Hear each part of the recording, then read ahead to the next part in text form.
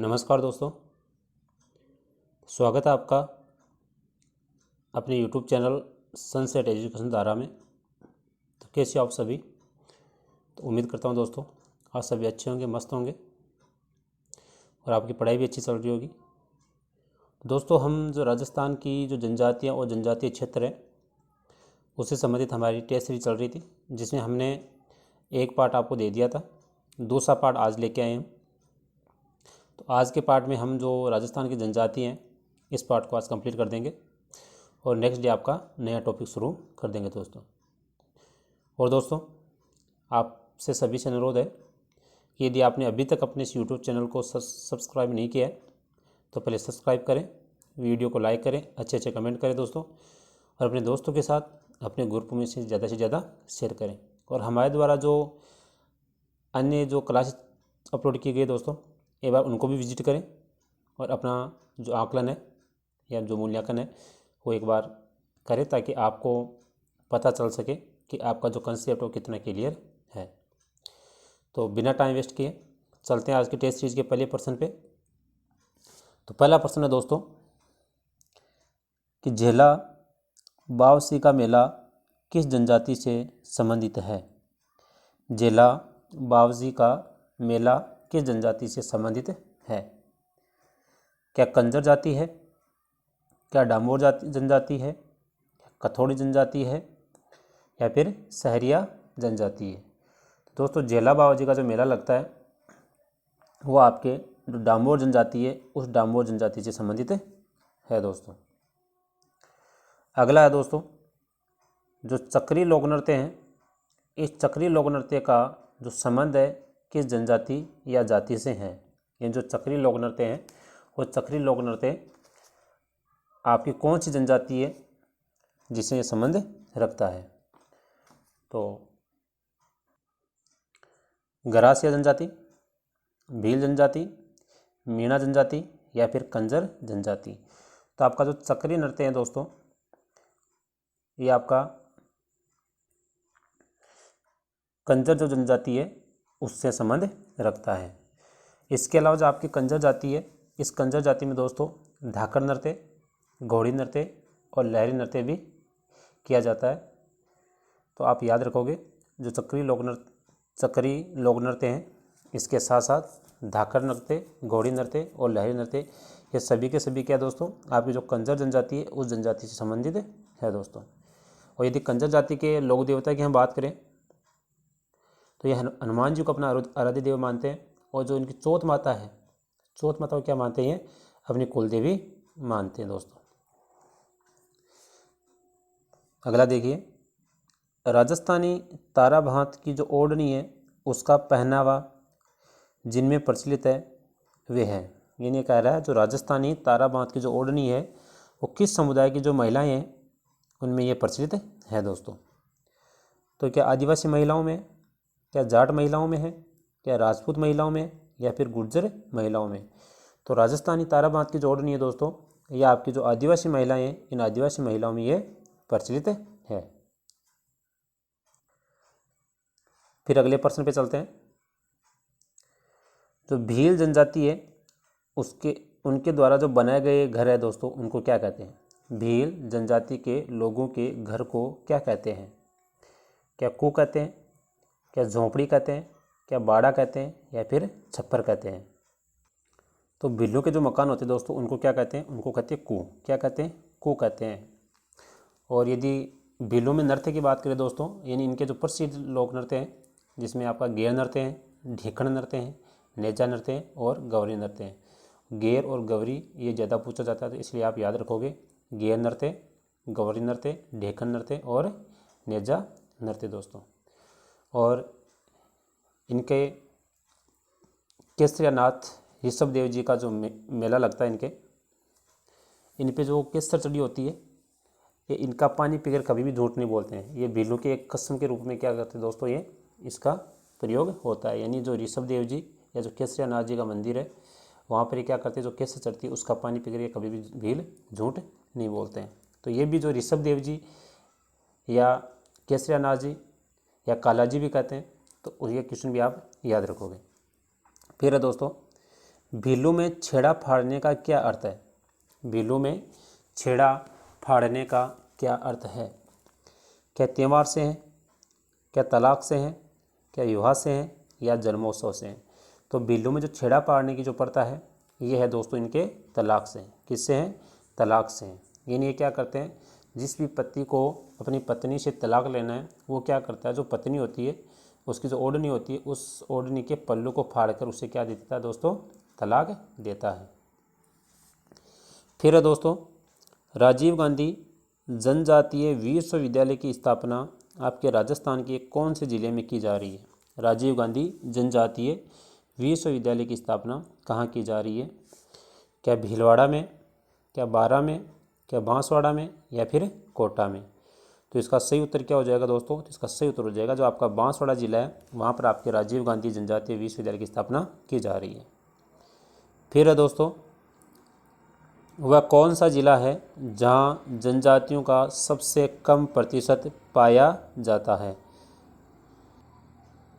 कि वह कौन सा जिला है जहाँ जनजातियों का सबसे कम प्रतिशत पाया जाता है?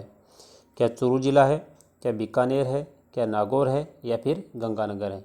तो जो आपका नागौर जिला है दोस्तों, नागौर जिले में आपकी जो जनजाति हैं जनजातियों का सबसे कम प्रतिशत पाया जाता है। फिर अगले प्रश्न पे चलते हैं। तो दोस्तों टेस्ट सीरीज कैसी लग रही है? ज़रूर अपने अनुभव हमारे साथ शेयर करें। अगला प्रश्न है दोस्तों, भीलू का प्रसिद्ध लोकगीत है जिसे स्त्री और पुरुष साथ मिलकर गाते हैं। यानी भीलू का कौन सा प्रसिद्ध लोकगीत है जिसे स्त्री और पुरुष साथ मिलकर गाते हैं? क्या तोंवलिया, क्या झोरावा, क्या सूपना, या हम सिडो? तो इसमें क्या हो जाएगा दोस्तों? तो इसमें हो जाएगा जो आपका हम सिडो है। क्या है? जो हम सिडो है, हम सिडो भीलू में क्या करते हैं दोस्तों? स्त्री और पुरुष दोनों मिलकर इस लोकगीत को गाते हैं। इससे संबंधित दो और दे रखे उनको भी याद रखोगे। एक इसमें हाथीमना और एक दोस्तों इसमें आपका हाथीवीडो। तो ये भी आपके भीलू से संबंधित है दोस्तों। तो आपका जो हाथीमना है ये क्या करते हैं, जब शादी का मौका होता है तो भील पुरुष क्या करते हैं, ज़मीन पर घुटने के बल बैठकर तलवार को घुमाते हुए क्या करते हैं, नृत्य करते हैं। और जो हाथीवीडो है दोस्तों, हाथीवीडो में क्या होता है, पीपल या जो बांस का पेड़ होता है उसको साक्षी मान के क्या करते हैं, भीलू में जो विवाह करने की जो प्रथा है उसको क्या कहते हैं, हाथीवीडो कहते हैं। फिर है दोस्तों, भीलू की भाषा में डेफाड़ा क्या है? भीलू की भाषा में डेफाड़ा क्या है? तो ये पहनने का वस्त्र है। तो उनकी भाषा में क्या है कहते हैं उसको? तो क्या तंग धोती को कहते हैं, कि अंगरखी है, क्या साफा है, या फिर ओढ़नी है? तो जो तंग धोती होती है उस तंग धोती को भीलू की भाषा में क्या कहते हैं दोस्तों? डेफाड़ा कहते हैं। अगले प्रश्न पे चलते हैं। निम्न में से कौन सा जिला है जो जनजाति उप योजना में शामिल नहीं है? निम्न में से कौन सा जिला है जो जनजाति उप योजना में शामिल नहीं है? तो जनजाति योजना ये दोस्तों आपके 1976-75 में चल रही है। कब से चल रही है? 1976-75 से चल रही है। तो इसमें कौन से ज़िले हैं? उदयपुर है, डूंगरपुर है, सवाईमाधोपुर है, बांसवाड़ा है। तो इसमें कौन सा ज़िला नहीं है? तो इसमें जो सवाईमाधोपुर ज़िला है ये इसमें सम्मिलित नहीं है। फिर है दोस्तों, राजस्थान में जो मीणा और भील के बाद तीसरी सबसे बड़ी जो जनजाति है वो कौन सी है? क्या सांसी है, क्या गरासिया है, क्या डामोर है, या फिर सहरिया है? तो राजस्थान में जो मीणा और भील के बाद तीसरी सबसे बड़ी जनजाति है वो है दोस्तों आपकी क्या? गरासिया। कौन सी है? गरासिया। पहले मीणा, फिर भील, और बाद में आपकी क्या है? गरासिया है। कौन सी हो जाएगी तीसरी? आपके गरासिया जनजाति हो जाएगी। अगर हमारे देश की बात करें तो भील सबसे ज़्यादा है, भील सबसे ज़्यादा है, लेकिन राजस्थान की बात करें तो मीणा सबसे ज़्यादा है दोस्तों। आइए अगली स्लाइड पे चलते हैं। अगली स्लाइड का पहला प्रश्न है, 12 जिले की शाहबाद और किशनगढ़ जो तहसील है उसमें मुख्यतः कौन सी जनजाति पाई जाती है? 12 जिले की शाहबाद और किशनगढ़ जो तहसील है उसमें मुख्यतः कौन सी जनजाति पाई जाती है? क्या सहरिया है, क्या मीणा है, क्या गरासिया है, क्या भील है? तो 12 जिले की जो शाहबाद और जो किशनगढ़ तहसील है दोस्तों इसमें पाई जाती है आपकी सहरिया। कौन सी जनजाति पाई जाती है? आपकी जो शहरिया जनजाति है वो मुख्यतः आपको देखने को मिलती है। और इन शहरी जो संबंधित थी आपके 12 में क्या बढ़ता है? सीताबाड़ी में शहरियों का मेला भी बढ़ता है, जिसे क्या कहते हैं दोस्तों? शहरियों का कुंभ भी कहते हैं। और इसमें ये क्या करते हैं? जो शहरी जनजाति की जो युवतियाँ होती है वो क्या करती है? समयवर यानी अपना वर भी चुनती है। अगला है, मीणा जाति में पंचायत का मुखिया क्या कहलाता है? मीणा जाति में पंचायत का मुखिया क्या कहलाता है? क्या पटेल होता है, क्या गमेती होता है, क्या मुखी होता है, या फिर कोतवाल होता है? तो मीणा जाति में जो पंचायत का मुखिया होता है दोस्तों वो होता है आपका पटेल। कौन सा होता है? पटेल होता है। गमेती आपका भीलों में होता है। मुखी आपका किस में होता है? ये होता है आपका मुखी डामोर जनजाति में। कौन सी जनजाति में होता है आपका? तो डामोर जनजाति, उसमें आपका कौन सा होता है? मुखी होता है। और एक होता है कोतवाल, ये होता है आपकी शहरिया जनजाति में। किसमें होता है? शहरिया जनजाति में। एक आपकी जो गरासिया जनजाति है, तो गरासिया जनजाति में क्या कहते हैं? उसको सहलोत भी कहते हैं और पटेल भी कहते हैं, जो आपके गरासियों के गाँव या बस्ती का मुखिया होता है। फिर है दोस्तों, गरासियों में एकी आंदोलन का सूत्रपात करने वाला व्यक्ति कौन था? गरासियों में एकी आंदोलन का सूत्रपात करने वाला व्यक्ति कौन था? क्या मोतीलाल तेजावत, क्या गोविंद गिरी, क्या माणिक्यलाल वर्मा, क्या विजय सिंह पथिक? तो गरासियों में जो एकी आंदोलन है दोस्तों उसका सूत्रपात करने वाला जो व्यक्ति था वो थे आपके मोतीलाल तेजावत। कौन थे? मोतीलाल तेजावत। आइए अगले प्रश्न पे चलते हैं। तो दोस्तों आपसे फिर से अनुरोध है, यदि आपने अपने YouTube चैनल को अभी तक सब्सक्राइब नहीं किया है तो पहले सब्सक्राइब करें, वीडियो को लाइक करें, अच्छे अच्छे कमेंट करें और अपने दोस्तों के साथ अपने ग्रुप में इस वीडियो को ज़्यादा से ज़्यादा शेयर करें। चलिए अगले प्रश्न की बात करते हैं दोस्तों। तो अगला प्रश्न है आपका कि मीणा जो शब्द है उस मीणा शब्द का शाब्दिक अर्थ क्या होता है? मीणा शब्द का शाब्दिक अर्थ क्या होता है? क्या मछली है, क्या सर्फ है, क्या कुक्कुट है, या फिर सारस है? तो जो मीणा शब्द है दोस्तों इसका जो शाब्दिक अर्थ होगा ये होगा आपका मछली। क्या होगा? मछली कह दो, मीन कह दो, या फिर क्या कह दो? मत्स्य कह दो। तो जो मीणा शब्द है उसका जो शाब्दिक अर्थ होता है वो होता है आपका मछली। इसलिए मीणा जनजाति में दोस्तों जो मछली है उसको खाना क्या है? निषेध माना गया है। और दोस्तों जो मीणा जनजाति है इसमें मुख्य रूप से आपके 2 वर्ग मिलते हैं। वैसे इसमें खांपू की बात करें या शाखा की बात करें तो वो 24 है, लेकिन वर्ग की बात करें तो वो 2 है। एक आपके जमींदार मीणा है, एक आपके चौकीदार मीणा है। जमींदार मीणा वो है जो खेती पशुपालन के व्यवसाय करते हैं और चौकीदार मीणा क्या करते हैं? चौकीदारी करते हैं। चलिए अगले प्रश्न पे चलते हैं। अटक क्या है? अटक क्या है? तो क्या भीलों का एक गोत्र है, क्या मीणाओं का एक गोत्र है, क्या गरासियों का एक गोत्र है, या उपयुक्त में से कोई नहीं है? तो अटक क्या है दोस्तों? तो अटक है ये भीलों का एक गोत्र है। भीलों की क्या है? एक गोत्र है। फिर है भीलों की जो स्त्रियां हैं वो घाघरा पहनती है। भीलों की स्त्रियां घाघरा पहनती है जो छाती से घुटने तक लंबा होता है, क्या कहलाता है? भीलों की जो स्त्रियां घाघरा पहनती है जो छाती से लेकर क्या होता है? घुटने तक लंबा होता है, तो क्या कहलाता है? क्या उसको कछाऊ कहते हैं, क्या उसको पीरिया कहते हैं, क्या उसको डेफाड़ा कहते हैं, या उसको पोतिया कहते हैं? तो इसमें क्या है दोस्तों? तो जो भीलों की स्त्रियां होती है जो घाघरा पहनती है और जिसकी लंबाई क्या होती है? उनकी छाती से वक्ष से लेकर घुटनों तक होती है, उसको कहते हैं कछाऊ। क्या कहते हैं? कछाऊ कहते हैं। पीरिया क्या होता है? तो पीरिया क्या होता है कि जब कोई नवविवाहित दुल्हन होती है तो वो क्या करती है? अपने विवाह के अवसर पर क्या करती है? पीले रंग का लहंगा पहनती है। डेपड़ा क्या होता है? तो डेपड़ा आपका तंग धोती होती है। पोतिया क्या होता है? तो पोतिया भीलों में क्या होता है? वो जो भील होते हैं, भील पुरुष होते हैं, अपने सिर को ढकने के लिए सफ़ेद रंग का क्या करते हैं दोस्तों? वो साफा पहनते हैं। फिर अगला प्रश्न है दोस्तों, भीलों में भगत पंथ की जो परंपरा है उसका सूत्रपात किसने किया था? भील थे, उन भीलों में भगत पंथ की सूत्रपात करने वाले व्यक्ति कौन थे, यानी उनको जन जागृत करने वाले व्यक्ति कौन थे? क्या गोविंद गिरी थे, क्या मोतीलाल तेजावत थे, क्या भोगीलाल पंड्या थे, या उपयुक्त में से कोई नहीं? तो भीलों में जो भगत पंथ की जो परंपरा थी उसका सूत्रपात करने वाले थे वो थे आपके गोविंद गिरी। कौन थे? गोविंद गिरी थी दोस्तों। फिर है दोस्तों, जनजाति उपयोजना के क्षेत्र में सम्मिलित जनजाति उपयोजना क्षेत्र कार्यक्रम कब घोषित किया गया? जनजाति उपयोजना क्षेत्र कार्यक्रम कब घोषित किया गया? क्या 74-75 में, क्या 85-86 में, क्या 2001 में, या 1995-96 में?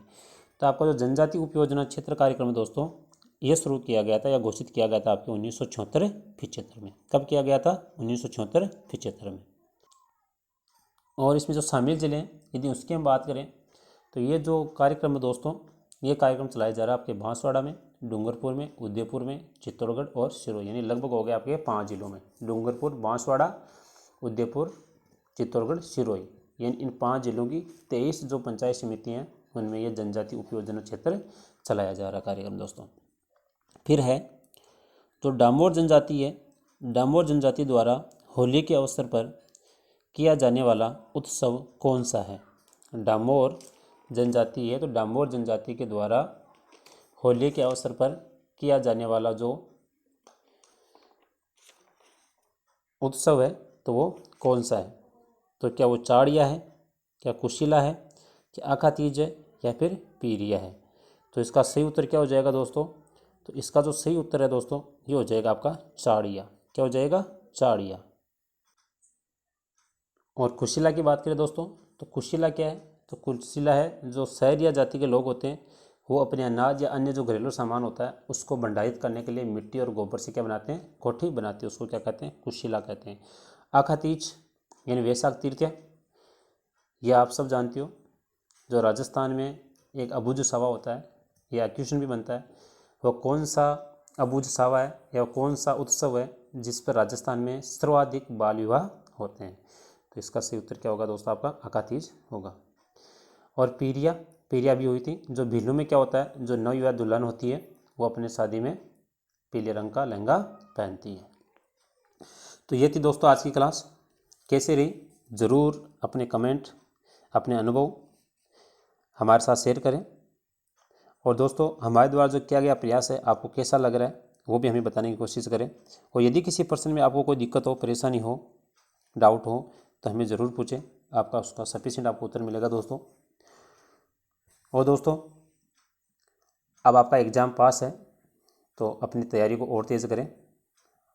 अब आपको जहाँ तक हो आपको ज़्यादा से ज़्यादा टेस्ट सीरीज लगानी चाहिए, क्योंकि आपने जो थ्योरी है वो तो इतने दिन में पढ़ ली होगी। अब आपका जो कंसेप्ट है, अब आपको अपने आपके जो मूल्यांकन है उसको करने की आवश्यकता है, ताकि आपका आत्मविश्वास बना रहे कि आपने इतने दिनों में क्या पढ़ा, तो उसको आपका क्या हो जाएगा, वो जो आपका कंसेप्ट है वो मजबूत हो जाएगा दोस्तों। तो हम जो हमारा ध्येय है दोस्तों, हम यही कोशिश करें कि आपको ज़्यादा से ज़्यादा हर टॉपिक की टेस्ट सीरीज उपलब्ध कराएं, ताकि आप अपने मूल्यांकन को जारी रख सकें। तो दोस्तों हमारे द्वारा जो प्रयास किया गया वो आपकी एग्ज़ाम को देखते हुए किया जा रहा है, ताकि आपको इधर उधर ना भटकना पड़े और आपको कम से कम में आपको अधिक से अधिक मिल सके दोस्तों।